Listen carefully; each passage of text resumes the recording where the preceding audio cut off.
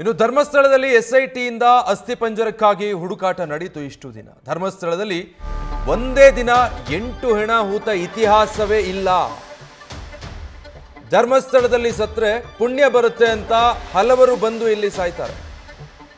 2000ನೇ ಇಸ್ವಿಯಲ್ಲಿ ಕೆಲಸ ಮಾಡ್ತಿದ್ದಂಥ ಸವಿಂಜಯ್ಯ ಈ ಹೇಳಿಕೆ ಕೊಟ್ಟಿದ್ದಾರೆ. 1998ರಿಂದ 2002ರವರೆಗೆ ಎಲೆಕ್ಟ್ರಿಷಿಯನ್ ಆಗಿ ಈ ಸವಿಂಜಯ್ಯ ಕಾರ್ಯನಿರ್ವಹಿಸ್ತಾ ಇದ್ದ. ಚಿಕ್ಕಮಗಳೂರಿನ ಕಳಸದ ಬಲಿಗೆ ಗ್ರಾಮದ ನಿವಾಸಿ ಸವಿಂಜಯ್ಯ ಸ್ಮಶಾನ ಇಲ್ಲ ಅನ್ನೋ ಕಾರಣಕ್ಕಾಗಿ ಅರಣ್ಯ ಪ್ರದೇಶದಲ್ಲಿ ಹೆಣಗಳನ್ನು ಹೂತಿದ್ದಾರೆ. ಧರ್ಮಸ್ಥಳದಲ್ಲಿ ಅಧರ್ಮದ ಕೆಲಸ ಏನು ನಡೆದಿಲ್ಲ, ನಡೆಯೋದಿಲ್ಲ. ಧರ್ಮಸ್ಥಳದ ಎಲೆಕ್ಟ್ರಿಷಿಯನ್ ಆಗಿದ್ದಂಥ ಸವಿಂಜಯ್ಯ ಅವರು ನೀಡಿರುವಂಥ ಹೇಳಿಕೆ ಇದು.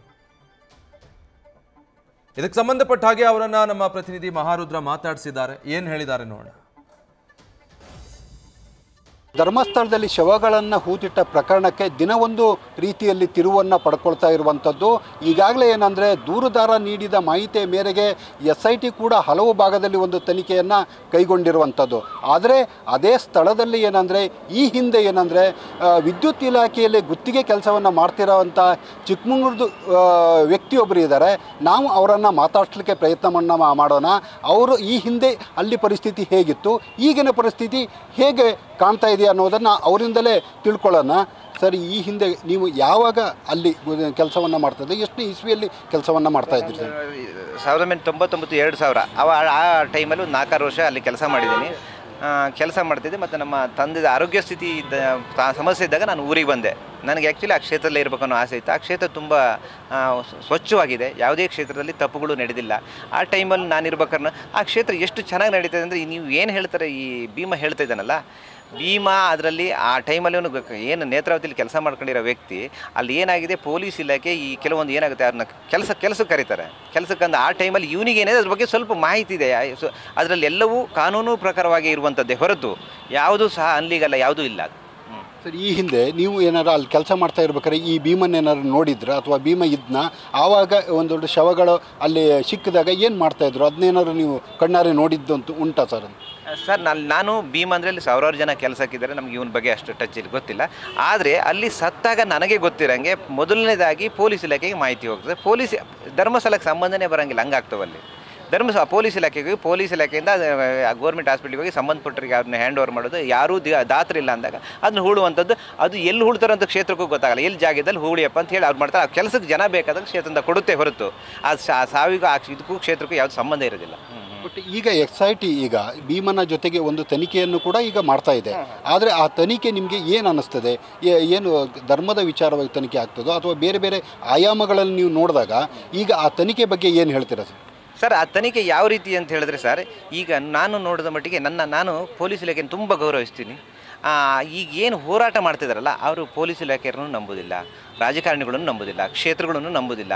ಈಗ ಏನಾಗಿದೆ, ಸರ್ಕಾರ ಇದು ಮಾಡ್ತಾ ಇರೋದು ಒಳ್ಳೆ ಕೆಲಸ ಸರ್. ಯಾಕೆ ಮಾಡ್ತಾಯಿದೆ ಅಂದರೆ, ಅವ್ರು ಎಲ್ಲಿ ತನಕ ಆಗಲಿ ಒಂದು ಆಗದು ಮುಗಿಲಿ ಮತ್ತೆ ಅವ್ರು ಕ್ರಮ ತಗೊಳ್ಳೋಣ ಅಂತ ಬಿಟ್ಟಿದ್ದಾರೆ. ಯಾಕೆ ಅಂತ ಹೇಳಿ ಸರ್, ಇಲ್ಲಾಂದರೆ ಈಗ ಈ ಮಧ್ಯದಲ್ಲೇ ನಿಲ್ಲಿಸಿದ್ರೆ ಏನು ಹೇಳ್ತಾರೆ ಗೊತ್ತಾ, ಈ ಧರ್ಮಸ್ಥಳ ಕ್ಷೇತ್ರದವರು ಸರ್ಕಾರಕ್ಕೆ ಸಿದ್ದರಾಮಯ್ಯಗೆ ದುಡ್ಡು ಕೊಟ್ಟರು ಅದನ್ನು ಬಂದ್ ಮಾಡಿದ್ರು ಅಂತ ಈ ಟೈಪ್ ಕೆಟ್ಟ ಹೆಸರು ತರ್ತಾರೆ. ಅದು ಎಷ್ಟಾಗಿತ್ತು ಅದು ಮುಗಿದು ಬಿಡಲಿ ಅಂತೇಳಿ. ಇದು ಕೊನೆ ಹಂತ ಸರ್. ಇದು ಇನ್ನು ಮುಂದೆ ಧರ್ಮಸ್ಥಳಕ್ಕೆ ಯಾರು ಏನೂ ಮಾಡೋಕ್ಕಾಗಲ್ಲ. ಇದು ಏನು ಪೂಜ್ಯರಿಗೆ ಕಪ್ಪು ಚುಕ್ಕಿ ಹೇಳುವಂಥ ಕೆಲಸ ಮಾಡಿದರೆ ಸರ್, ಅದು ದೇವರಂಥ ಮನುಷ್ಯರು ಸರ್.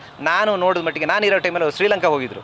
ಶ್ರೀಲಂಕಾ ಹೋಗಿ ಬಂದ ಕೂಡಲೇ ಭಕ್ತರನ್ನೇ ನಮ್ಮ ಇಲ್ಲಿ ಕೆಲಸಗಾರನೆಲ್ಲರೂ ಯಾರು ಮಾಡ್ತಾರೆ ಸರ್, ಕೆಲಸಗಾರ ನಾವೆಲ್ಲ ಸಣ್ಣ ಕೆಲಸಗಾರನೆಲ್ಲ ಕೂರಿಸಿ ಅವರು 1 ಗಂಟೆಗಳ ಕಾಲ ನಾನು ಶ್ರೀಲಂಕಾದಲ್ಲಿ ಏನಾಯಿತು ಅಲ್ಲಿ ಹಾಗಿದೆ ಹೀಗೆ ಅದನ್ನ ಹೇಳುವಂಥದ್ದು. ಆ ಥರ ಅಷ್ಟು ಸಣ್ಣ ಜನಗಳ ಜೊತೆ ಅವರು ನಂಟಿಟ್ಕೊಳ್ಳುವಂಥ ವ್ಯಕ್ತಿ ಅವರು. ಬಟ್ ನೀವು ಈಗ ಆ ಹಿಂದೆ ಅಲ್ಲಿ ಆ ಸ್ಥಳದಲ್ಲೇ ಕೂಡ ಒಂದು ಗುತ್ತಿಗೆ ಒಂದು ಕೆಲಸವನ್ನು ಮಾಡ್ತಾ ಇದ್ರೆ, ಆ ಟೈಮಲ್ಲಿ ನೀವು ನೋಡಿದ್ದಂಗೆ ಏನೇನು ಘಟನೆಗಳು ಏನಾರು ಈ ರೀತಿ ಪ್ರಕರಣಗಳು ಏನಾರು ಆಗಿತ್ತಾ? ಶವಗಳನ್ನು ಹೂಳೋದು ಅಥವಾ ಅಲ್ಲಿ ಏನಾರು ಪೊಲೀಸರು ಬರೋದು ಆ ಥರ ಏನಾರು ನೋಡಿದ್ರೆ ನೀವು? ಇಲ್ಲ ಆ ಥರ ಏನೂ ಆಗಿಲ್ಲ ಸರ್. ನಮಗೆ ಗೊತ್ತಿರಂಗೆ ಅಲ್ಲಿ ಏನಾಗುತ್ತೆ ಗೊತ್ತಾ, ಅಲ್ಲಿ ಯಾರೋ ಒಬ್ಬ ಸೂಸೈಡ್ ಮಾಡ್ಕೊಂಡಿದ್ದು ಹೀಗೆ ವಿಷಯಗಳು ಬರ್ತಿದ್ದು, ಬಂದು ಅಲ್ಲಿ ಪೊಲೀಸ್ ಸ್ಟೇಷನಿಗೆ ಹೋಗ್ತಿತ್ತು. ಆದರೆ ಸೂಸೈಡ್ ಅಲ್ಲಿ ಏನಾಗಿದೆ ಗೊತ್ತಾ, ಅಲ್ಲೊಂದು ಜನಗಳಿಗೊಂದು ಭಾವನೆ, ಧರ್ಮಸ್ಥಳದ ಸತ್ರ ಪುಣ್ಯ ಸಿಗುತ್ತೆ ಅಂತ.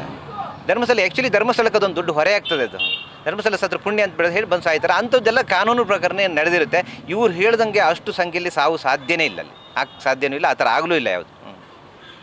ಒಟ್ಟಾರೆ ಏನಂದರೆ ಧರ್ಮಸ್ಥಳದಲ್ಲಿ ಏನಂದರೆ ಅನಾಮಿಕ ವ್ಯಕ್ತಿ ದೂರಿನ ಹಿನ್ನೆಲೆ SIT ಕೂಡ ಈಗ ಒಂದು ತನಿಖೆಯನ್ನು ಮಾಡ್ತಾ ಇರುವಂಥದ್ದು.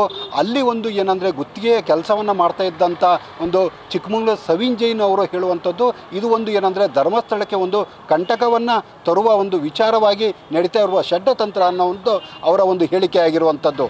Maharudra Hittalakoppa, news first Chikkamagaluru. News first ನಿರ್ಭೀತಿಯಿಂದ ನಿಮ್ಮ ಪರವಾಗಿ.